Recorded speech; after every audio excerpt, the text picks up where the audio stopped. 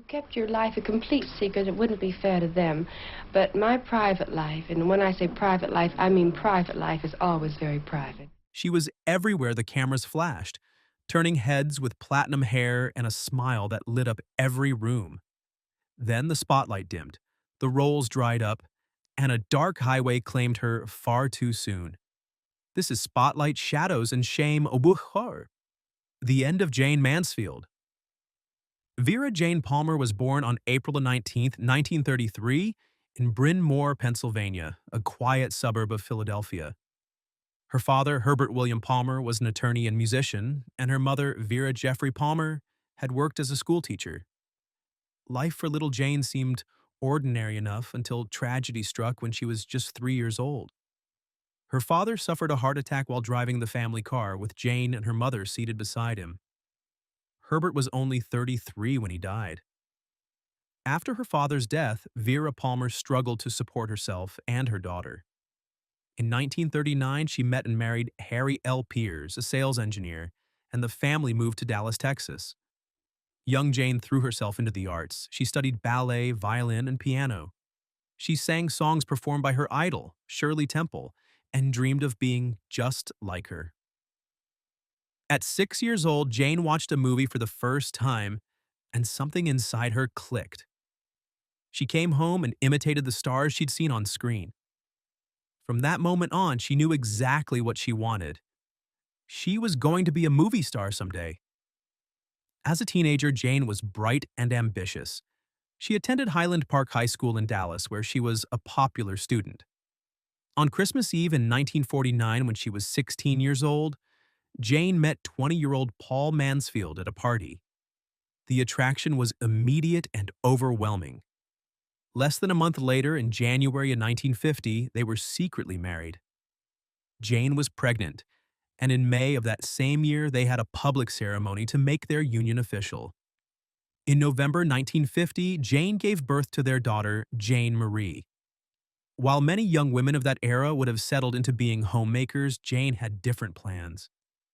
She enrolled at the University of Texas in Austin and took drama classes while she and Paul worked odd jobs and performed in local plays.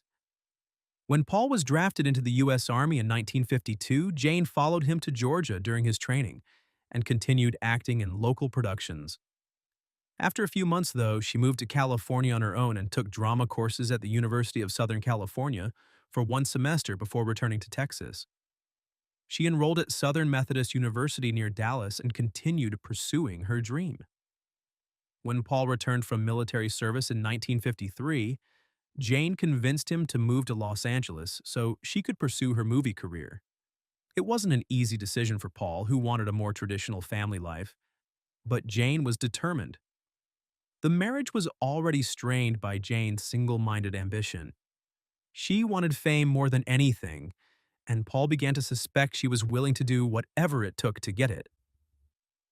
In 1954, Jane landed her first movie role in the film Noir Female Jungle. It was a small part, but it was a start. She also appeared in bit roles in Pete Kelly's Blues and Illegal, both released in 1955. These were tiny parts, barely noticeable, but Jane showed up on set with the same energy and enthusiasm she brought to everything. She was learning the craft, watching how the cameras worked, studying the other actors, making connections. Every small role was a stepping stone towards something bigger. That same year, she made another decision that would change the trajectory of her career. She appeared in Playboy magazine as the Playmate of the Month in February 1955. The semi-nude photo spread caused a scandal. Paul tried to use the photos as evidence that Jane was an unfit mother, hoping to gain custody of their daughter. The claim was never proven in court, but the damage to their marriage was done. Jane gave Paul an ultimatum of sorts through her actions. Her career came first. Soon, Paul was on his way back to Dallas. Their divorce would be finalized in 1958, but Jane kept the professional name she'd adopted. She was Jayne Mansfield now, and she was going places. Jane understood something that many actresses of her time didn't. She knew that publicity was everything. In an era before social media and reality television, Jane invented her own version of constant visibility. She made herself accessible to every photographer and reporter, no matter how small their publication. She attended every party, every premiere, every opening. She wore dresses cut so low that wardrobe malfunctions seemed inevitable, and maybe they were. In 1957, at a party at Romanoff's restaurant in Beverly Hills, Jayne leaned over a table wearing an extremely low-cut dress, and photographers captured the moment. A famous photograph from that night shows actress Sophia Loren glaring at Jayne's exposed cleavage with an expression of shock and disapproval. The photo became iconic, cementing Jayne's reputation as someone who would do anything for attention. She cultivated an image of herself as a bombshell, a blonde with an hourglass figure who was both sexy and approachable. Unlike some of the more aloof stars of the era, Jayne was friendly and warm with fans. She signed autographs for hours, posed for pictures, and seemed genuinely thrilled by the attention. The press ate it up. Columnists loved writing about her because she always gave them good copy. She was quotable, outrageous, and never boring. In 1955, Jayne landed the role that would change her life. She was cast as Rita Marlowe in the Broadway production of Will Success Spoil Rock Hunter? The play, written by George Axelrod, told the story of a fictional movie star, and Jayne inhabited the role perfectly. In one famous scene, she appeared in nothing but a white towel. Night after night, audiences packed the theater to see her. She was a sensation. Warner Brothers took notice and offered Jayne a 7-year contract, but when they couldn't find the right role for her, they dropped her after just 1 year. It didn't matter. 20th Century Fox picked her up, and in 1956, Jayne made her true Hollywood debut in The Girl Can't Help It, a rock and roll musical comedy. Her entrance in the film became legendary. She stood in a doorway, regally statuesque and spectacularly endowed, and the camera loved her. In another scene, she walked down a city street and men stopped in their tracks. A paperboy, a milkman, and an iceman were rendered helpless by her presence. It was Jayne Mansfield in all her glory. The following year, Jayne starred in the film version of Will Success Spoil Rock Hunter? Alongside Tony Randall. She also appeared in The Wayward Bus, a dramatic role based on a John Steinbeck novel, and Kiss Them For Me with Cary Grant. Critics praised her performance in The Wayward Bus, and Jayne won a Golden Globe Award for New Star of the Year in 1957. She was on top of the world. By 1958, Jayne was one of the most photographed women in America. She received more press coverage than almost any other actress except perhaps Marilyn Monroe, whom the studios had positioned as Jayne's rival. The truth was that Jayne had studied Monroe carefully and learned from her, but she also brought her own personality to the blonde bombshell role. Where Monroe was vulnerable and fragile, Jayne was exuberant and over the top. She lived her life in full color, literally. When her grandfather died in January 1957, he left her a substantial inheritance, and she used it to buy a Hollywood mansion at 10,100 Sunset Boulevard that needed extensive repairs. She called it the Pink Palace. Jayne had met Mickey Hargitay in New York City in 1956 when he was performing in Mae West's nightclub act. Mickey was Hungarian, a former Mr. Universe with a body that had been sculpted to perfection. He was also, conveniently, a trained carpenter and plumber. With Mickey's help, Jayne transformed the mansion into a monument to her personality. Everything in the Pink Palace was pink. The walls were pink. The carpets were pink. The bathrooms were pink. The kitchen was pink. Even the toilet paper was pink. There was a heart-shaped swimming pool in the backyard with the words, "I love you, Janie," spelled out in marble at the bottom. The house had a fountain shaped like Jayne herself, complete with hot and cold running pink champagne.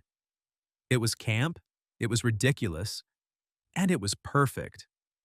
Jayne adopted pink as her trademark color, and it became part of her brand. She drove a pink Cadillac. She wore pink gowns. She dressed her dogs in pink. She lived in pink. On January 13, 1958, Jayne and Mickey were married in a glass chapel at the Wayfarers Chapel in Palos Verdes, California. The chapel was made entirely of glass, so fans and reporters outside could watch the entire ceremony. It was a publicity dream, and Jayne knew exactly what she was doing. The wedding was covered by newspapers across the country. The public couldn't get enough of it. Jayne and Mickey seemed like the perfect Hollywood couple. They were both beautiful, both charismatic, and they appeared genuinely in love. They appeared together in nightclub acts, with Mickey performing feats of strength while Jayne sang and charmed the audience. They also starred in several films together, including The Loves of Hercules and Primitive Love, though these were mostly low-budget affairs shot in Europe.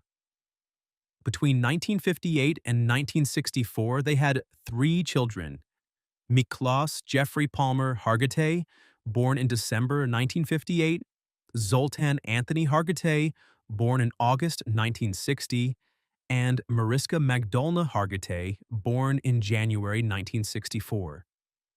Mariska would later become famous as the star of Law and Order, Special Victims Unit, though at the time she was just a baby who traveled everywhere with her famous mother. But behind the pink facade, cracks were beginning to show. 20th Century Fox was growing tired of Jayne's constant publicity stunts. When she married Mickey and became pregnant in 1958, the studio retaliated by loaning her out to non-Fox productions. Fox collected $200,000 fees from those productions, but only paid Jayne her regular $1,500 per week salary. It wasn't fair, but Jayne had little choice but to accept it. As the 1960s began, the era of the blonde bombshell was ending. The cultural landscape was changing rapidly. The wholesome, exaggerated femininity that Jayne represented felt dated to younger audiences. Actresses like Brigitte Bardot and Sophia Loren represented a different kind of glamour, more sophisticated and less overtly sexual. The sexual revolution was beginning, and Jayne's particular brand of titillation seemed quaint by comparison. Her type of stardom was falling out of fashion, and Hollywood was quick to move on to the next thing. The roles that had once come easily began to dry up. In 1963, Jayne made history by becoming the first major American actress to appear nude in a mainstream film. She starred in Promises, a comedy that showed her completely bare. The film was shot in 7 days, and still photographs from the set appeared in Playboy magazine, generating enormous publicity. Jayne thought the film would revive her stalling career, prove that she could still shock audiences and grab headlines. But it had the opposite effect. Instead of making her seem daring and relevant, it made her seem desperate. Critics were losing interest in her. The publicity stunts that had once seemed charming now felt tiresome. Journalist Dorothy Kilgallen summed up the problem when she said Jayne had been far too accessible to every lensman, scribe, and high school reporter. What had once made Jayne special, her willingness to do anything for publicity, was now working against her. She'd become overexposed, and the novelty had worn off. Audiences had seen everything Jayne had to offer, literally, and they were ready for something new. In 1962, 20th Century Fox dropped her contract. For an actress who'd been one of their biggest stars just a few years earlier, it was a devastating blow. Jayne was only 29 years old, and her Hollywood career was essentially over. The movie roles that remained were low-budget films, often shot in Europe, that barely got distribution in the United States. She appeared in films like The George Raft Story and It Happened in Athens, but these were far from the glamorous productions she'd starred in during her heyday. By the mid-1960s, Jayne was reduced to making guest appearances on game shows like What's My Line?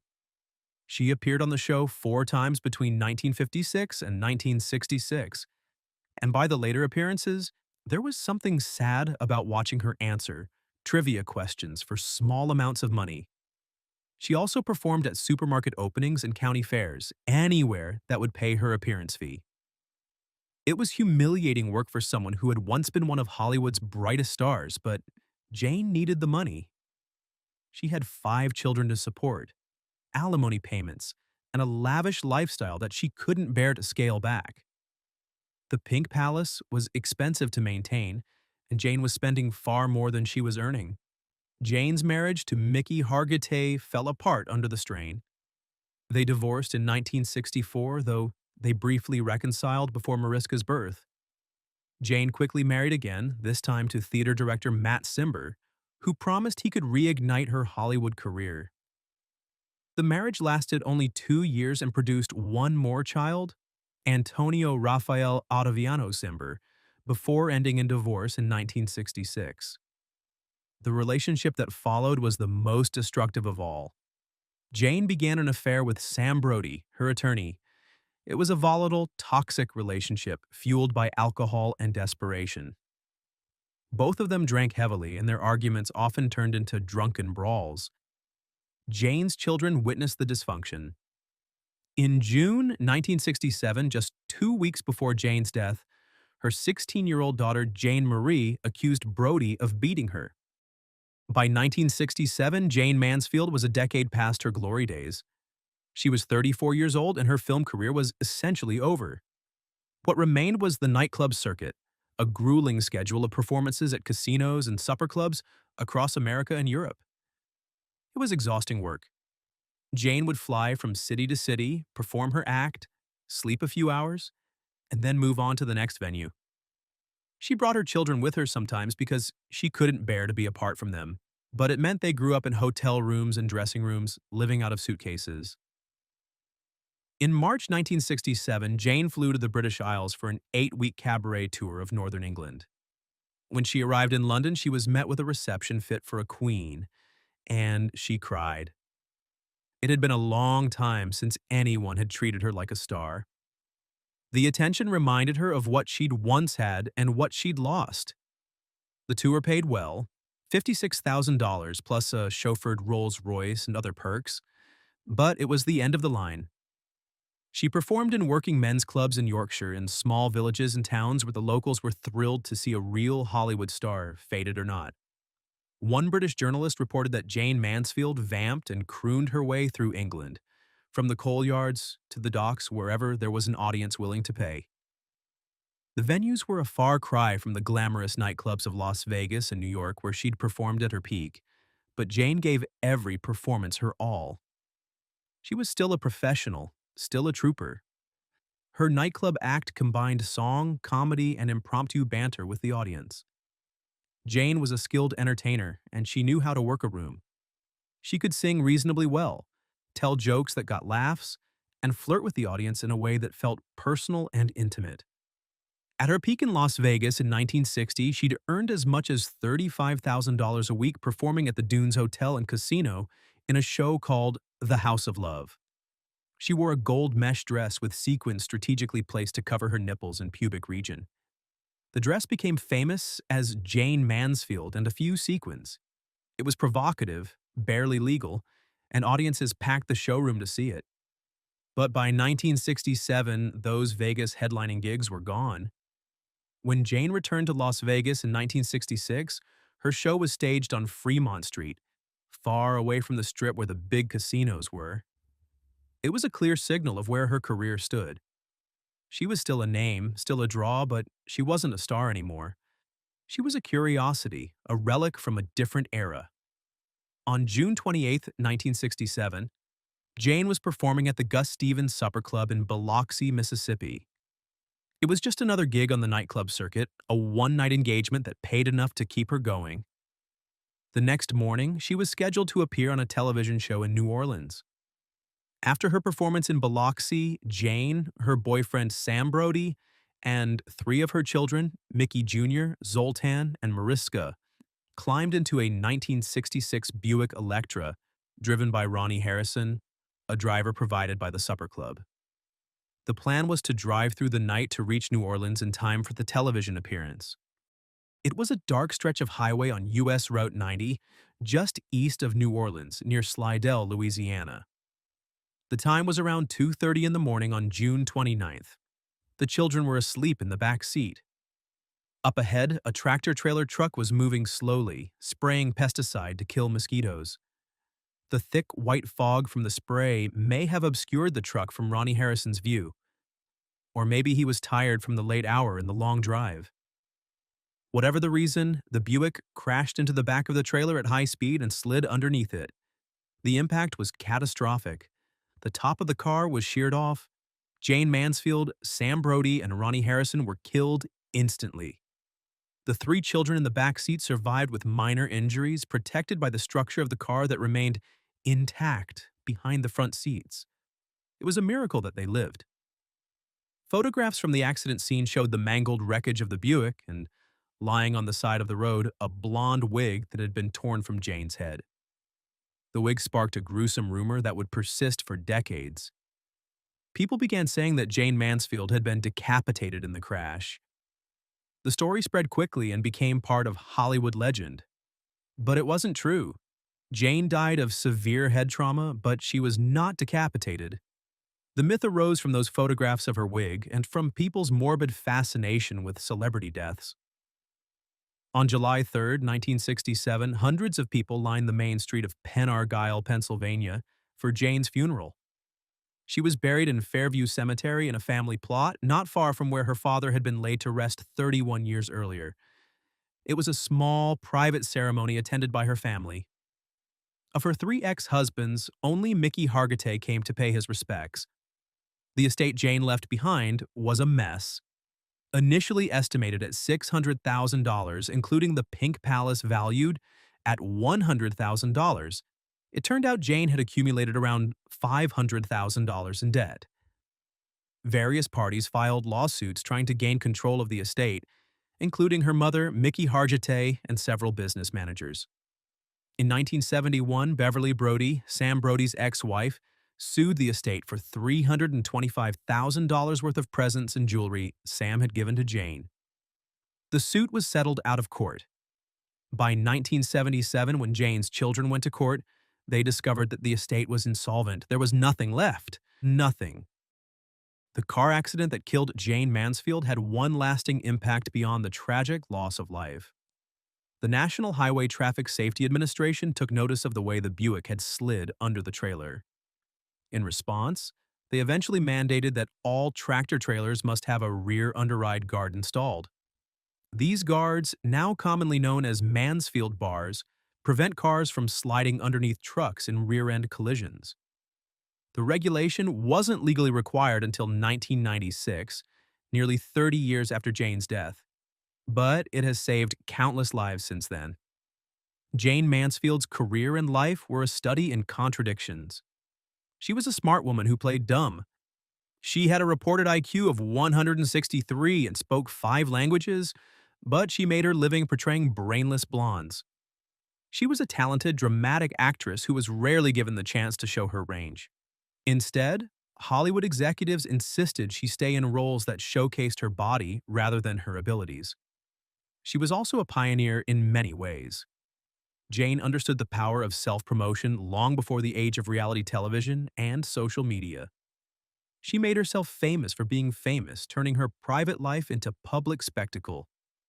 She was one of the first postmodern celebrities, fully aware of the image she projected and determined to control her own narrative. But the price of that fame was steep. Jayne worked constantly, always chasing the next opportunity. She made poor choices in relationships, marrying and divorcing 3 times. She struggled with alcohol in her final years as her career spiraled downward. She died deeply in debt. When Marilyn Monroe died in 1962, Jayne had worried aloud that she might be next. 5 years later, her premonition came true. Like Monroe, Jayne Mansfield died tragically young at 34, leaving behind 5 children and a complicated legacy. She'd been compared to Monroe throughout her career, often unfavorably, marketed as the poor man's Marilyn. But Jayne was her own person, with her own dreams and ambitions and insecurities. In 2000, the U.S. Library of Congress inducted Will Success Spoil Rock Hunter into the National Film Registry, recognizing it as a film of cultural, historical, and aesthetic significance. It was a small acknowledgement of Jayne's talent and impact. In 2025, Jayne's daughter Mariska Hargitay released a documentary called My Mom Jayne, exploring her mother's life and legacy. The documentary revealed new details about Jayne's complicated personal life and her struggles behind the scenes. Jayne Mansfield is often remembered simply for being Jayne Mansfield. The Pink Palace, the low-cut dresses, the platinum blonde hair, the tragic car accident. But she was more than that. She was a woman who dreamed of being a movie star from the time she was 6 years old and who fought her way to the top through sheer determination and willpower. She was a mother of five who tried to balance her career ambitions with her family responsibilities, often unsuccessfully. She was a talented performer who deserved better roles than she got. And she was a human being who made mistakes, who struggled with insecurity despite her confident public image, and who died before she had the chance to reinvent herself one more time. The end came on a dark highway in Louisiana, far from the glamour of Hollywood, far from the spotlight she'd chased her entire life. Jayne Mansfield was gone at 34, but her image, frozen in time, remains. She's forever the blonde bombshell in the low-cut dress, the woman who had it all and lost it all, the cautionary tale about the price of fame. If you enjoyed learning about Jayne Mansfield's life and career, please give this video a like and subscribe to our channel for more stories from Hollywood's golden age. Share your thoughts about Jayne in the comments below. Thanks for watching.